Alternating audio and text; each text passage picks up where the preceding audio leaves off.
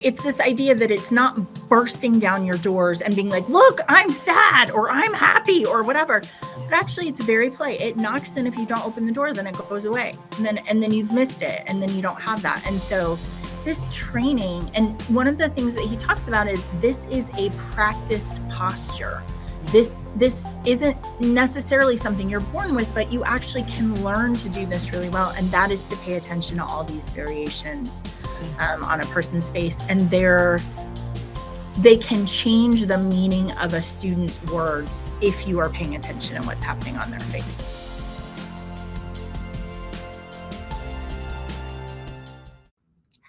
Hello, everybody. Thanks for joining me.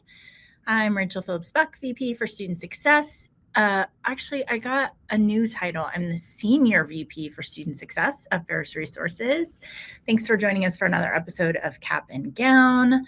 Today, we're going to be talking about how to become an Illuminator, and we have one of my favorite guests, Dr. Sherry Woosley. We're going to be having a conversation about people telling you all sorts of things if you have the kind of face that looks trustworthy and like you care, which can be interesting, and some other traits of being an Illuminator on your campus. So that will be really fun.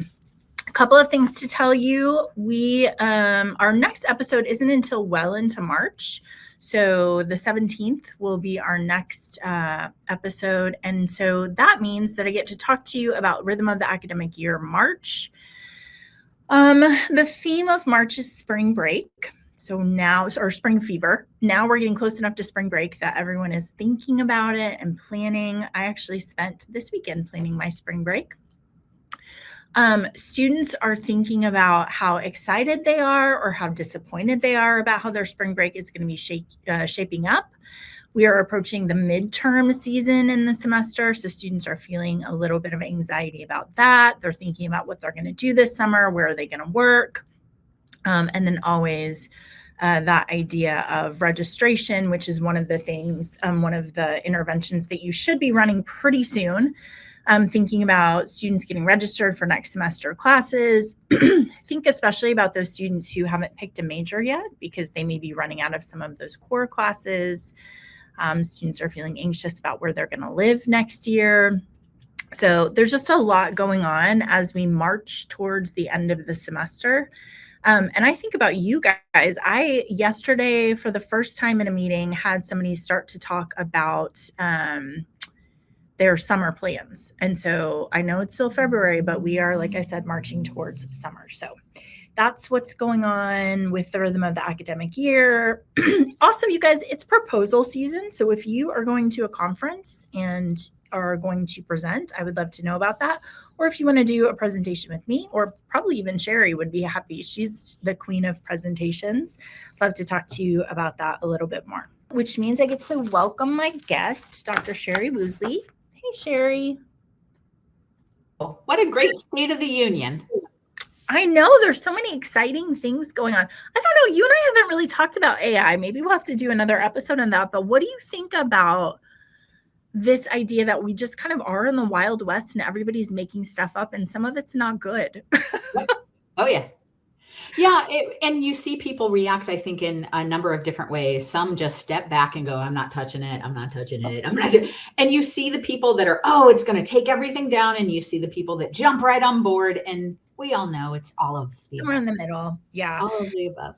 I think the thing that scares me most about it is just like I'm thinking about a lot of our schools that are in a rush to employ AI, but I'm not sure they can always articulate the problem they're trying to solve, right? There's like we've got to get on the bandwagon and you're like, okay, well, hold on. What is the pain point? And they're like, we have to AI. And you're like, we're behind. We're behind. Yeah. That's the pain point. Well, I think there's the we're behind. And then I also think we're not doing a great job because it's really, really hard right now to understand hate to use a business term, but downstream effects. Yes. We're going to add this change. What does that mean? I just saw one with a high school where they're looking at putting, AI on all the students' laptops, and they found out any student who uses it for AP is going to get a 0. Oh no. So you better train up those students. You better train up those faculty. You better make sure you're not putting those students in a tough spot. Yeah. And so you better get in front of that, right? Yeah, I mean, it's the feeling that you don't know the right questions to ask yet, Yeah. right? Like I Yeah. was talking to somebody the other day and they were like, "Oh yeah, we have a chatbot," which I think is great. Like I've reassessed. I used to be like, "No way," but then I was like, there's some questions that why do we need a person to answer, right? That actually is transactional. And I was like, "Okay, well, help me understand what happens when a student asks a question, what happens to that data? And how does the student know?" And they were like, "Oh yeah, that gets sent over to our whatever. So now we know they're interested in tutoring. So we can send them targeted messages." And I was like, "Okay, well, I would be very interested to know how your student thinks about that."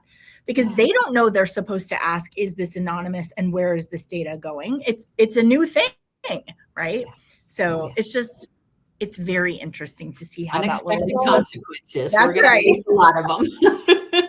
And Sherry, when I tie that to I've done so much thinking and studying about social media and how it like was the same kind of thing where it just like went like wildfire and nobody was stopping to be like, how old do you need to be to utilize this? And what kind of things should you put online that are going to last forever? And we're in the place where people are doing without stopping to think sometimes. And that always has unintended consequences. And sometimes they're bad.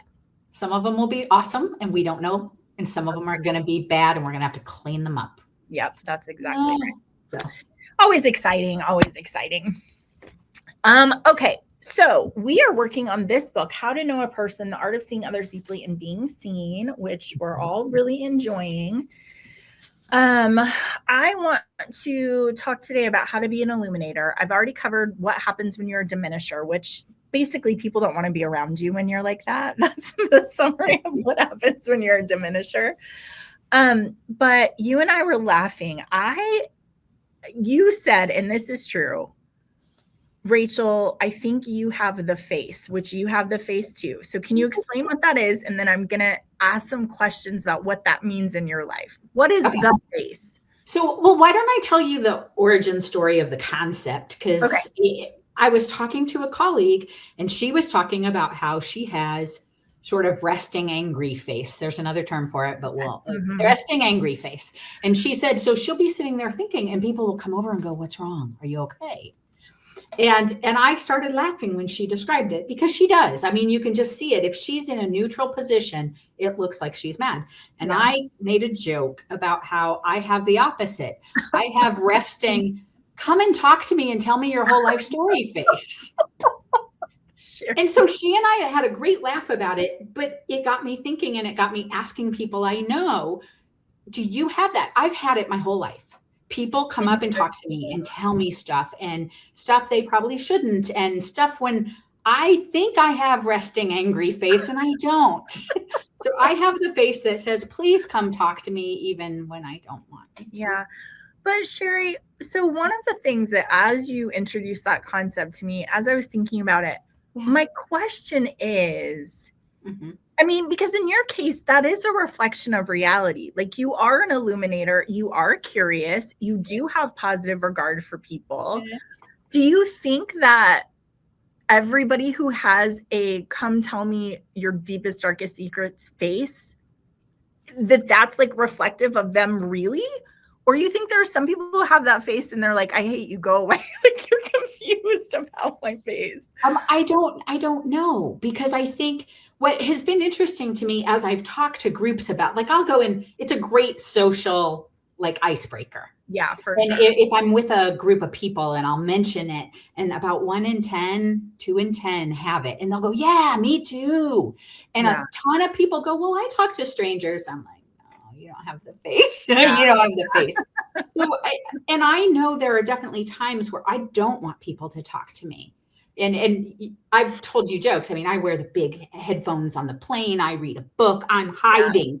Yeah. And the only time I have not had the face is giant headphones, a hoodie, sweatshirt, and when we had to wear masks. Oh, yeah. That is the only time people have not come up and talked to me. And it's all ages. It's been my whole life. The other thing that I don't know what it is. I have 2 kids. One of them has the face. People talk to her. Adults, kids, everybody talks to her. The other kid does not. The other kid is very nice. She's very curious. Yeah. She's lovely, but she doesn't have the face. So I don't know. So Interesting. yeah, that's what was fascinating to me about like reading this book is he's got very specific things. Yep. And so I don't know. I mean, I will say the other thing is I crack jokes about like when people get concerned about getting older. And I'm like, as long as I have smile wrinkles, I'm good. Like Yeah. I want Oh, yeah. smile wrinkles. So I do think there's something about who you are reflected in Mm-hmm. what you look like in and some of it's heredity, but some of it is who you are. But I don't know how much of the face is matter. Real, I just know a I real have. reflection. We have to, if anybody listening has the face and is like, but also I couldn't care less, please don't talk to me about things we would be interested to hear.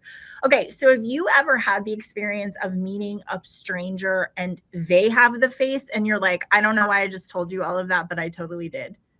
I don't think as much. I mean, I'm sure I did that when I was young, but for me, I think as a person with the face who strangers talk to, who is female in our society, I'm very conscious of safety. So Yeah, I'm for very sure. careful about who I tell what. And I probably tell stories that people are like, oh my gosh, but I know exactly what I'm saying. Right. Like I tell funny, goofy stories because they're fun and they make people Yeah. laugh. Yeah. That's enjoyment. Yeah. I think it helps. So I've had that experience maybe a couple of times in my life, but the times that I've had that experience, what was helpful to me was it was like a smaller population. So it's not like airport. It's not like all the people in the airport. It's like people at a conference and I'm sitting next to somebody that I've never met before and there's like an icebreaker kind of question that's very shallow and then the next thing I know I'm like telling this whole story and I'm like, "Oh my gosh, why am I telling you this?" They had the face. Yeah, they did. And also, this is why I think it might be reflective of an attitude too, because also they're not horrified by me being like, well, let me tell you this story that maybe I wouldn't tell everybody. You know what I mean? Yeah. So anyway, all right. So we have the face, we have this experience where people just kind of tell us what's going on in their life. And I want to relate it to something that I've been thinking about and talking about. I have a new conference workshop that I've been doing, which is Danger Brain to Connection Brain. I think you and I have talked about this before. Yeah. Yeah. And so this idea of there are some people whose faces just reflect they're a connector. They just are like, okay, well, I will listen and then I'll get you connected to someone else, especially if we have this smaller population of something like a campus or where we work or something like that. So I want to read this quote out of the book for you, and then and then I want to talk about it. Although, okay, sorry, I feel like my pages were out of whack. Okay, a person who is looking for beauty is likely to find wonders, while a person looking for threats will find danger. A person who beams warmth brings out the flowing side of people they meet, while a person who conveys formality can meet the same people and find them stiff and detached. The quality of your life depends quite a bit on the quality of your attention. Just really beautiful. Yeah. I was thinking about how I am sort of in my real life, which is I've still got a little bit of New York, which is like, I still send off the vibes. But, Sherry, when I'm working, I am always looking to connect and be delighted by people. And one of the interesting stories in this book was the author, David Brooks, was saying that he was interviewing someone in a very respectful way. He was like, please tell me about your experience. And she seemed like she was an older woman, very stern. And then her pastor came into the restaurant with like just delight on his face and like wonderment about her and warm towards her. And she changed into a completely different person, right? She returned that warmth and exuberance and affection and all of those elements. And he was saying, isn't that amazing that when I treat her like we're formal, Like we have to stay at arm's length. This is who she is. But then when this person who's very close to her comes in, she actually is transformed into a totally different person who I would not have known because I wasn't giving that kind of affectionate warmth off. So interesting to think about how our attention to people actually changes them. Although if you're in higher education, you will not be surprised about that piece, right? Anything you want to say about that before we move on? No, I love that story too. I heard him say it in a speech and it's so good. So good. Yeah. Okay. So related, when we're talking about moving people from danger brain to connection brain, I always talk about culture code. We have these 3 belonging cues, which is you have to show energy, you have to be individual, and you have to talk about this future focus. Mm-hmm. And that's how we make our students feel really safe. He talks about this idea of the illuminator's gaze is warm, respectful, and admiring, conveying their presence before any words are spoken. So I think this takes us to this nonverbal aspect of communication that I want to talk about a little bit. Yeah. But one thing I want to say is, you and I were saying, I was telling you earlier that I was talking about this idea of being delighted by your kids. Yeah. How you don't have to say anything. If they walk in the room and you are delighted just by their presence, it is such a powerful tool. Yeah. They don't forget it, and it changes their interaction with you versus you're annoyed every time you see them. Or on your phone. Right? Like, yeah. I mean, I think about that all the time, right? The greetings. Like when my daughter comes home, I am happy to see her. I'm up and whatever I'm doing, like I want to be with her versus, right? Like, yeah, you're home, get a snack and go to your room. Totally different experiences, right? For that child. Oh, yeah. Okay, so you have some to say about nonverbal communication. Tell me about how you got to that and what your reflections are. Well, let me tell you about why it's on my brain this year in particular. My daughter's been working on college essays because she had to do all the applications and everything else. And she wrote this fabulous essay. And of course, I'm biased. She's mine. But what I love about it is it talks about her experience. She had apraxia of speech. And I don't know if you know what this is. It's fascinating, also horrible, but it's for children who have it, it's literally their mouth is not synced up with their brain. So she has thoughts going and she tries to say it and the different sounds come out. It makes no sense.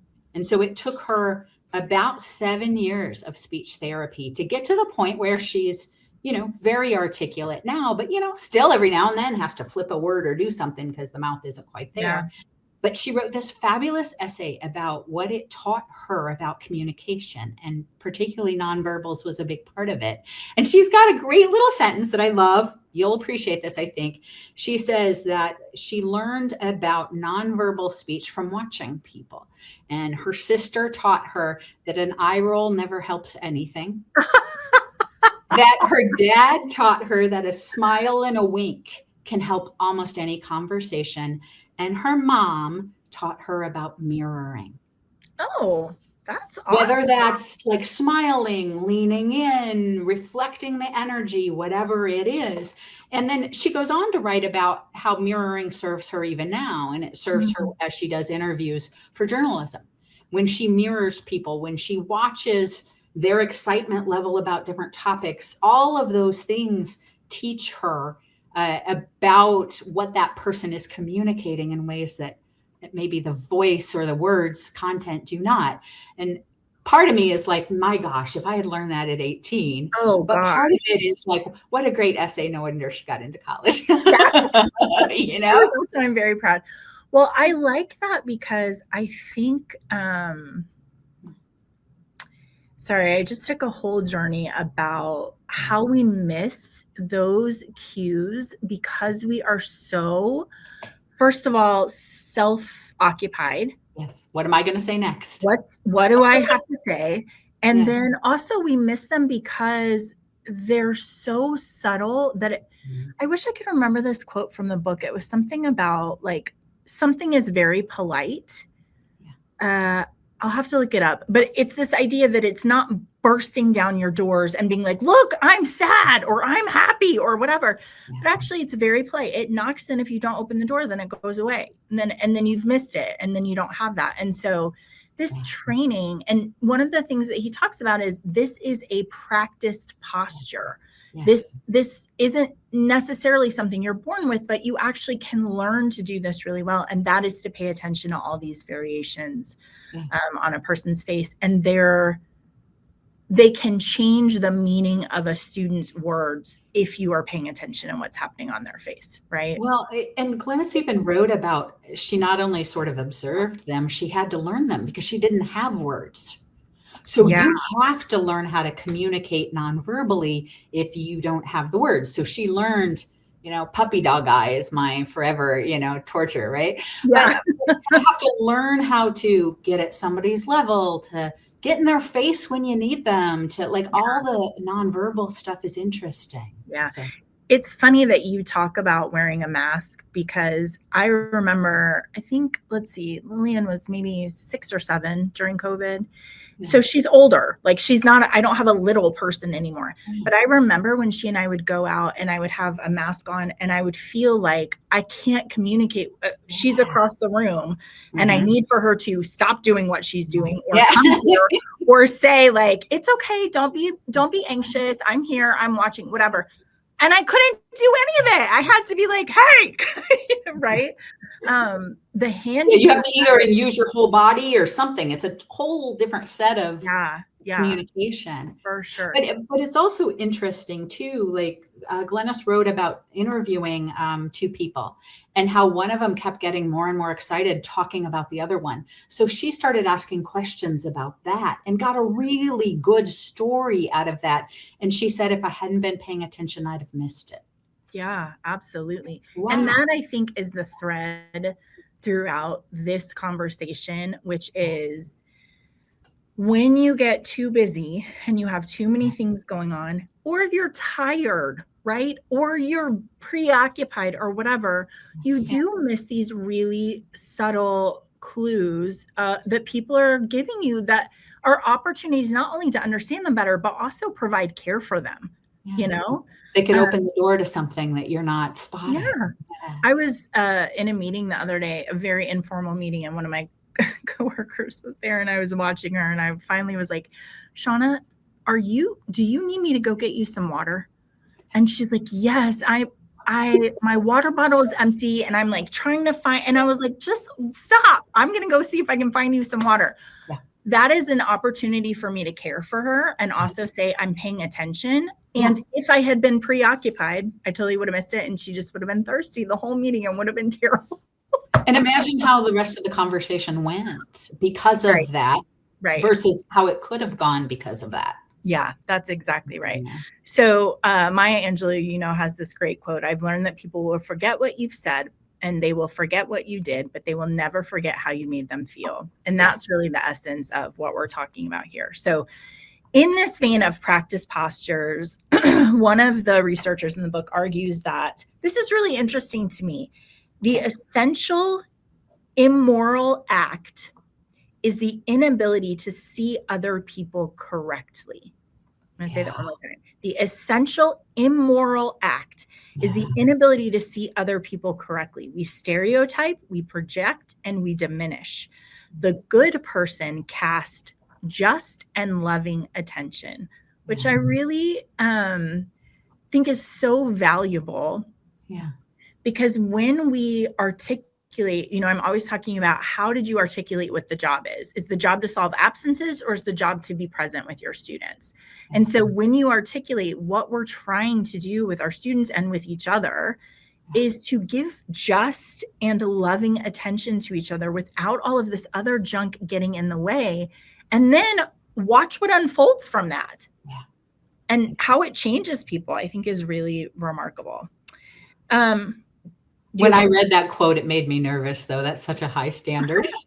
Well, but it's lovely, right? It's lovely. It is. You want to aim high. And it's really interesting to me because not to get too deep into religious readings, but you will remember that in the Bible, Jesus is doing something and somebody says it's bad, what you're doing is bad. And he says, hey, that's the unforgivable sin. If you look at something that's good and you call it bad, I don't know how to help you, right?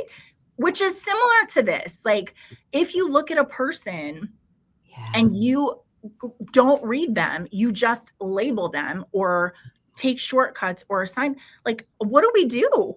You've missed out on something really important there.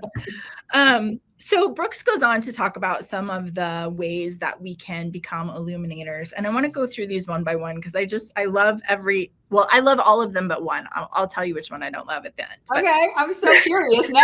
That's quite the hook, isn't it? Yeah. Okay, the first one is tenderness. Okay. Which I love in the book. He talks about basically Mr. Rogers, right? Like, can you just think of Mr. Rogers and how he approached all of his conversations, not just with kids, but with anybody who was on his show, just so tender towards them. And Brooks says, this is a deep emotional concern about another being, which is so important. And I think comes oftentimes out of slowing down. Mm-hmm. Yeah. Right?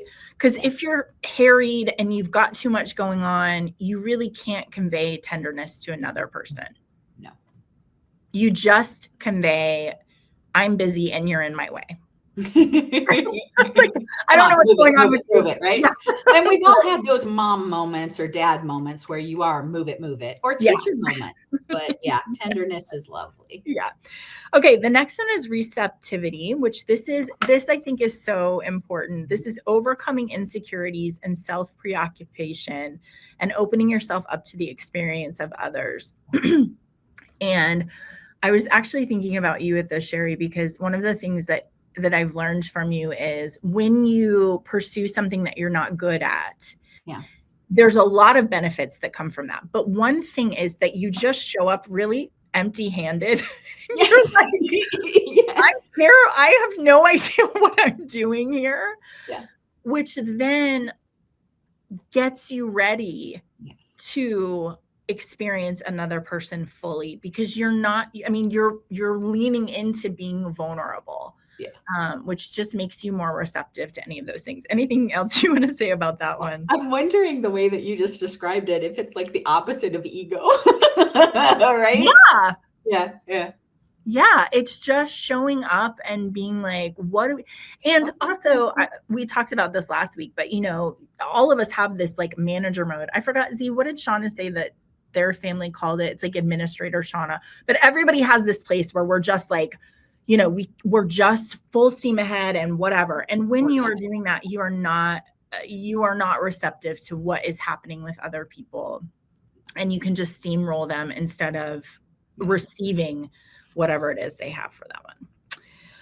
Okay, we've talked the third one is active curiosity. We've talked a lot about that, just about how you question not to trick a person or not to win or not to disagree with them, but really because you're just curious about their experience. And I really like this in the book. He says, active curiosity is having an explorer's heart. Ooh, love it. I like just being present with people and trying to figure out what they're made of, right? That's a good one. Anything about active curiosity you want to say? Nope, we're good. Okay. Affection. This is one of my favorites. Okay. So in the book, they talk about affection. It's like there's this way of knowing things that we have in modern society, really removed from a heart connection. You know things because you did research about them, or because you read them, or because you know the facts. And Brooks is really trying to categorize affection as not only this objective eye of a scientist knowing a thing, but also this grace-filled eye of love, which is an affectionate way of knowing, right? What your daughter said about a smile and a wink will help most conversations. That's what this one is about. Oh, yeah. Oh, yeah. Right? Yeah. We say in my family, I'll say sometimes to my daughter when I'm fussing at her and she starts to have a response, and I'll be like, hey, look at my face. that is joyful. And I'm not feeling a way towards you. I'm just saying you got to pick up your shoes, Yeah. But you can work out a lot. We say it in our family. We say we're on the same team. Yeah, exactly. Yeah. And Sherry, that is a great example of how saying something, like I was thinking this morning, I was fussing at my daughter for leaving a bag of chips open. And I said to her, hey, I don't want to complain, but I'm just wondering, this bag of Doritos that is sitting on my dresser, do you know anything about that? To which she laughed, and then she went and got it and threw it away. And then she gave me the explanation. Well, you could read those same words and not see my face and not feel my energy. And she's really like, man, she's harping on this poor kid. Yeah. Versus what my experience was with my daughter, which is we are on the same team. Look at my face. I think it's kind of funny that this thing is here. I mean, you need to take care of it, but we can still have this affectionate conversation around it, right? I think that one's great. Okay. And then the last one that he gives us is generosity. Okay. And generosity, I think of it this way. When I was in grad school, my brother and I would always talk about giving something a charitable reading. Yes. Which is, let's not assume that the author of this article is stupid. Let's give it a charitable reading. Like maybe he actually does know what he's talking about, and let's see what comes out of that. Well, the same is true for people. Yes. Somebody doing something, instead of snapping to, well, they're bad or they're deceptive or they're trying to, let's just give them a charitable reading. What could it be? It could be they're having a hard day. Yep. It could be they feel lonely or insecure, right? Yeah. Yeah. We have a phrase for it, but I can't remember what it is. It's something about assuming something, but yeah. Good. It's like assuming good intentions. Yeah. Kind of like that. Yeah. And I think it's a really fun game. I mean, we do this in our family is like, what are all of the things it could be? Yes. It could be they were hungry and it has nothing to do with you, right? Yeah. It could be that they've been trying to solve this problem for 4 months and they just are at their wits' end. Let's think of all of the things that it could be and show up with those expectations instead of this idea of, I know you hate me or you're whatever that is. Okay. So as we look at these, do you have a favorite of these? I don't know if I do. I mean, they all seem so intuitive, don't they? They do. And I think it's part of the hardship. I think there are people where they hear it and they're like, of course. And then there are other people who are like, I don't do any of that. But I do. I mean, when I say intuitive, though, I don't necessarily mean they're easy. I just mean it's given. Like, but those are the kinds of things I remind myself, right? Yeah. Remind yourself, like when you're annoyed at somebody, remind yourself they're a good person. Yeah. Remind yourself to show up. Be kind. Yeah. Yeah, the only one that I struggle with a little bit, and this is very much just about who I am, is this idea of active curiosity. I like curiosity. I like being curious about people. I just think you have to be very, very careful to not insist on more than they're willing to give. Yeah. And people who you're having a conversation and they really are present with you and they're asking to help you understand and to help them understand. And then people that you have conversations with and they're very interested in the details and it doesn't feel like it's for your sake. It feels like it's for the sake of a salacious story or or being able to want the tea so they can spill the tea. Right. That's exactly right. They're like, okay, I got it all. So that's the only one I think you've got to be very careful about. Well, and I also think that as somebody who has the face, I have the luxury of not asking and people. True. So true. If I'm going to err on any side, I'm going to err on sitting quietly and giving them the space to say what they want to say. Yeah. For sure. And, Sherry, I just think I was thinking about nurses, nurses are remarkable to me because they don't, this is not all of them, but when you are in the hospital and you have nurses, oftentimes they don't have boundaries with you, right? Because part of their job is to come in and make sure you're okay. And why is the machine going off and all of that kind of stuff. But it's such an interesting way of being where they're like, I do have a right to be here and to be in the stuff with you.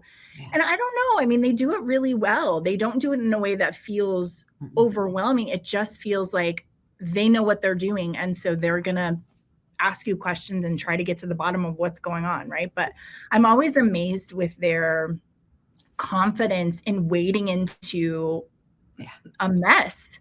Like what could be a messy situation, you know? So that's the only one that I'm like, you gotta be careful. Sometimes you can be too curious.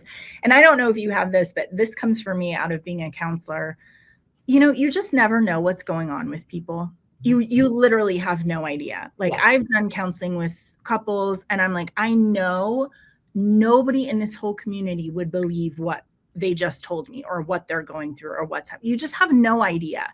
And so walking that line of, I will wade into whatever the thing is with you, but also I'm not curious for curiosity's sake. I'm curious so that we can do good work together, I think is really important.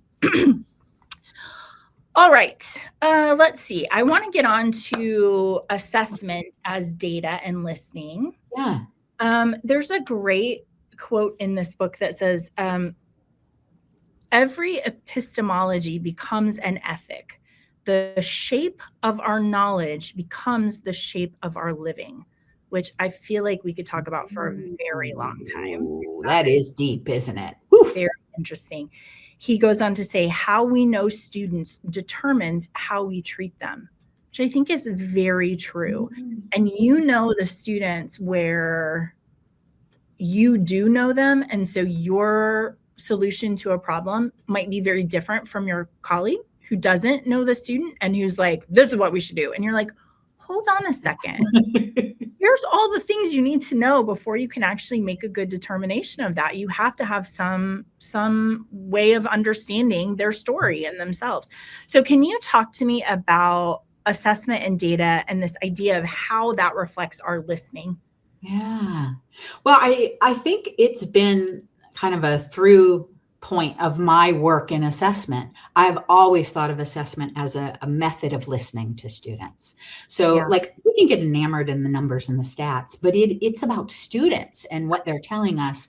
And I think I told you this earlier is that like now that I'm not in the classroom, I'm not even on a campus anymore. I work with tons of institutions, but to me, it's extraordinarily important to remind myself that this is a way of listening at scale across them, but also then to dig in, because it can be really easy to sit and talk about, you know, the percentage of students or the big concept, sense of belonging and community and all this stuff. But, you know, you go read some of those open-ended comments and you're reminded that it's the man that's so nice that fixes their sandwich that makes a difference for that student. That's or right. the custodial staff member who talks to them while they're cleaning the lounge. Like it's sometimes so many of these little things. And so for me, assessment is that thing of letting me listen to student voices in a very close way. Can I also tell you, just have to do this, all right? A woman I know, Ina Efris, has started a new podcast where she's having students on. Talking, and I've been listening. I know about it because she interviewed my kid like for the first show, but it was so cool. She's talking to either high school students or college students about their experiences and the things that they're doing. And that's another way for me to listen. Yeah, that's good. Hear them, because I don't as How much. else would you, do you know the name of it? Quadcast. Quadcast. Okay. Yeah, Quadcast. It's really lovely. She's a former speechwriter for celebrities and stuff. So she's really good at kind of getting some of the stories. Yeah, I love that. Yeah. I was thinking about data. You know, we're always talking about data as how is it actionable? Yes. So it's, you know, sometimes you can have somebody in the IR office that just wants to tell you what is. Yeah. Which is helpful, right? But then also we want to take the next step, which is like, okay, so what? Then now how does this spur us to do something different or change what we're doing, which I think is so important. Yeah. And I also really like the idea, you know, oftentimes when we visit campus and we're talking about retention, and usually it's Matt who says, increasing retention 1% on your campus is 4 students. Yes. Can you think of 4 students, right? And then that's totally different because of course we can. I mean, I can think of 4 students who are struggling and just need a little extra for the rest of the semester, right?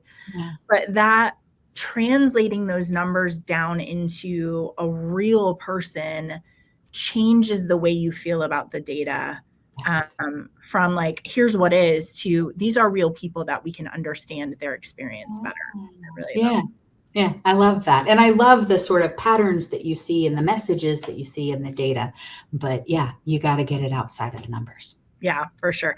And then you also have, you were just telling me before we had to get on about photo voice, which I haven't heard about before. Can you talk to us about that?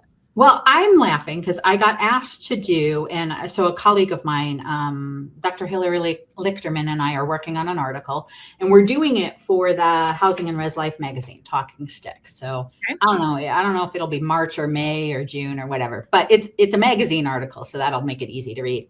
But it's about photo voice as a method for assessment and listening to student voices. But I was laughing because when we were asked to do it, I first heard about this like 30 years ago.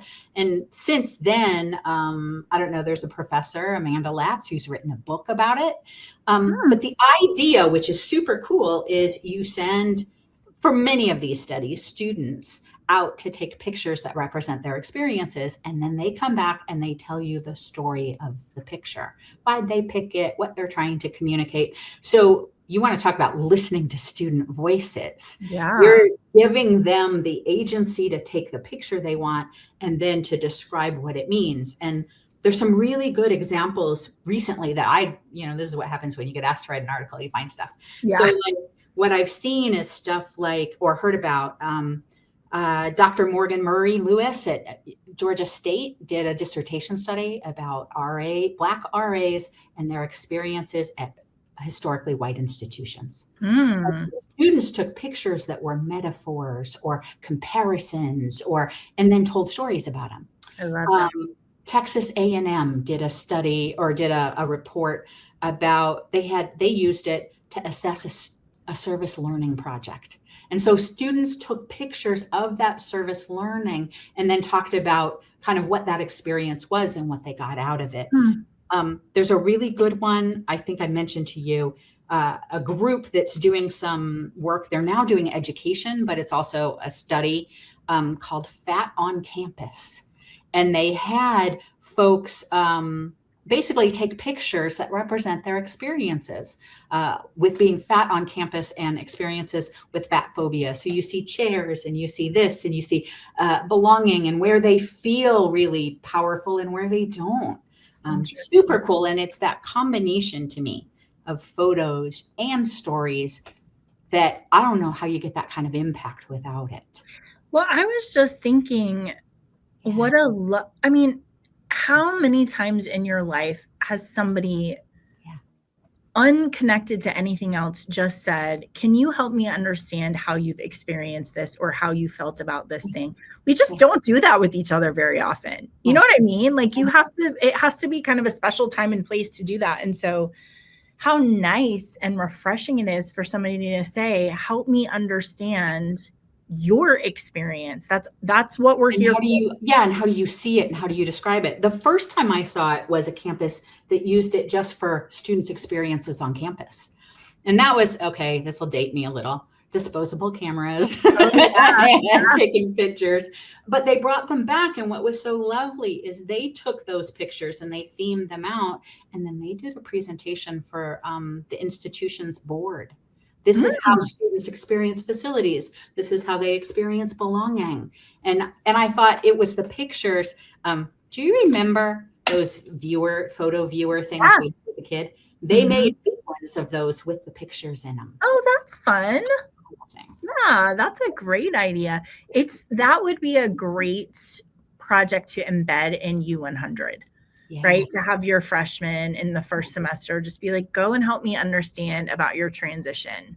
The method comes out of largely out of public health.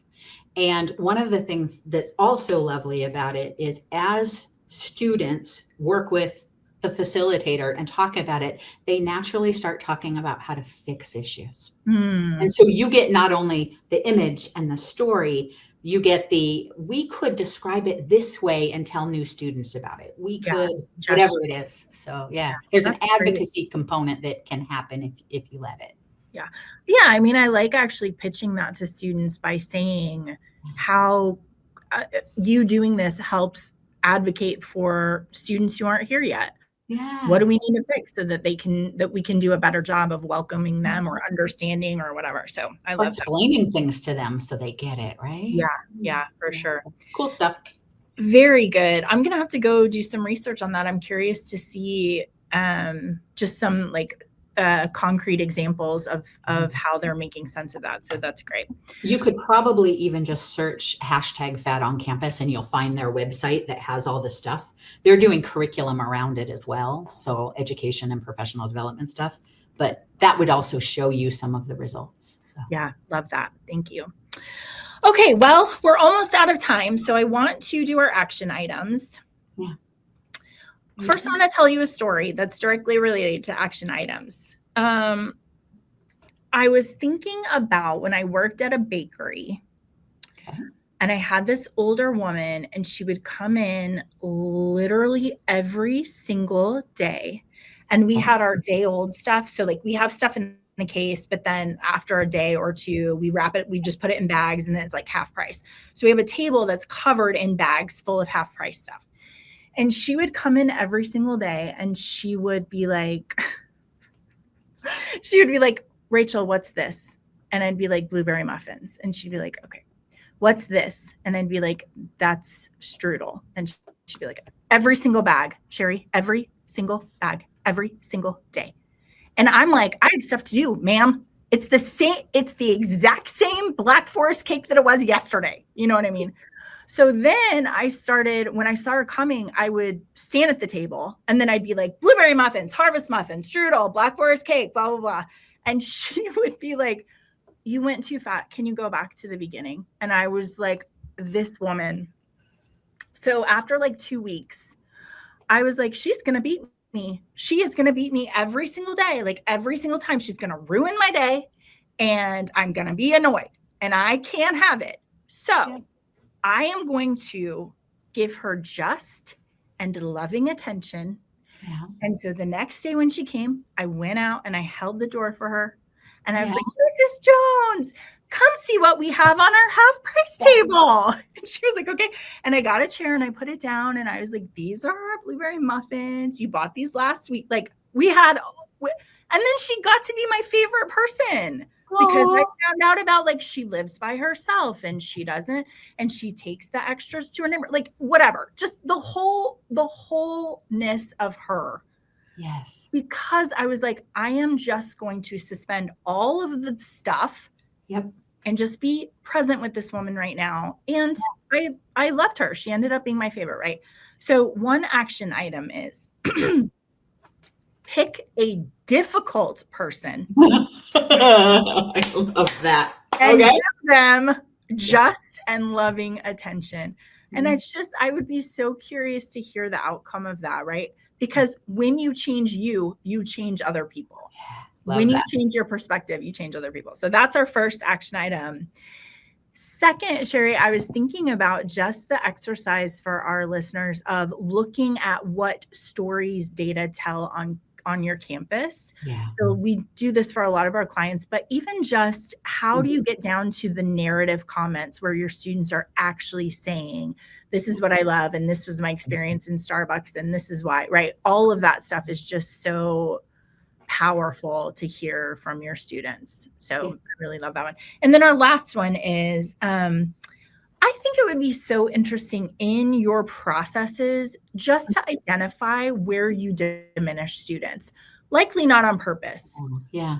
But just because we're trying to get the business done, and any time where you have made a student feel like they are a transaction, instead of, as this book talks about, like there's something to us beyond our bodies and our physical, there's something sacred about people. Yeah. And anytime you treat a student like they're a transaction instead of this amazing thing that has quantities and qualities that you can't understand, that's a place you've got to fix something, right? Yeah. So can I expand that just a yes, second? please. Yeah. How about employees? Yeah, for sure. When have we diminished our folks? I know that you in general don't do that. I in general don't do that, but I think there are times where we accidentally do that. Yeah.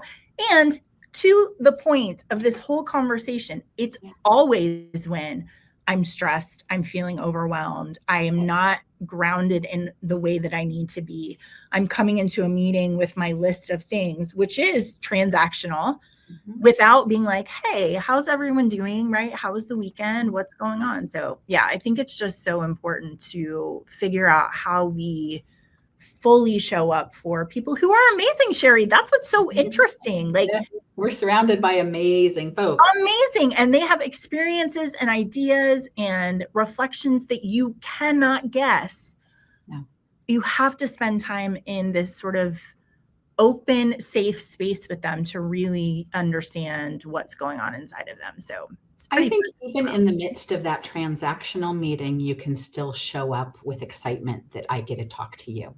Yeah. We're going to hammer through this list, but isn't it fun? We get to be here. Yeah, for sure. I totally agree. All right, friends, that's another great one. Thank you for joining me. And I don't know, we'll just have to put you back on the calendar. Sherry, eventually you and I will run out of things to talk about. I don't think so. Because you and I keep reading and learning. If we quit reading and learning, maybe, but yeah, otherwise. Maybe so. But yeah, every time I'm just like, and that could be another episode, which would be so fun. So thank you for joining me. It's always a joy. Thank you guys. Have a great day. Bye.